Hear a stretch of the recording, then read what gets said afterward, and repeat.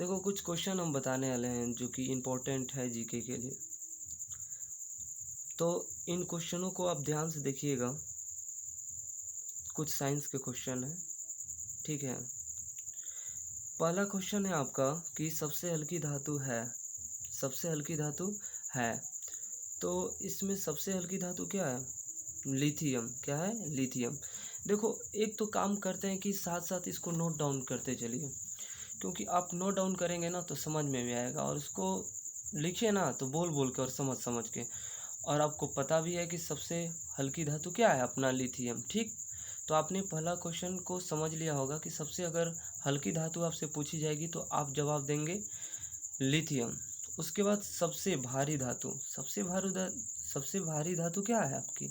ओसेमियम। क्या है? ओसेमियम। और सबसे कठोर धातु प्लेटिनम। ये धातु की बात अगर आपसे कोई पूछेगा कि सबसे कठोर धातु है तो आप क्या जवाब देंगे? तो प्लेटिनम। अगर यही बात को घुमा दे और बोल दे कि सबसे कठोर पदार्थ है तो आप जवाब देंगे क्या? हीरा। क्या है? हीरा। और सबसे उच्चतम यानी उत्तम कोयला है, सबसे उत्तम कोयला है तो इसको बोलेंगे एंथ्रासाइट। एंथ्रासाइट। तो ये सबसे उच्चतम यानी उत्तम कोयला कहलाता है। और जल का शुद्ध रूप क्या है अपना? वो है वर्षा का जल। यानी वर्षा का जल क्या कहलाता है? शुद्ध जल कहलाता है। नेक्स्ट है आपका कि मार्स गैस कहलाता है।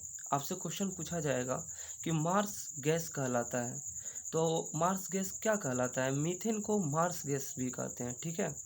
नोबेल गैस कहलाता है तो नोबेल गैस किसको बोलते हैं? हीलियम को। किसको? हीलियम को। और विद्युत धारा को मापी जाती है, विद्युत धारा को कैसे मापी जाती है? तो अमीटर से। अमीटर से। पारा का प्रमुख अयस्क है, पारा का प्रमुख अयस्क है वो क्या है आपका? सिनेबार। क्या है? सिनेबार।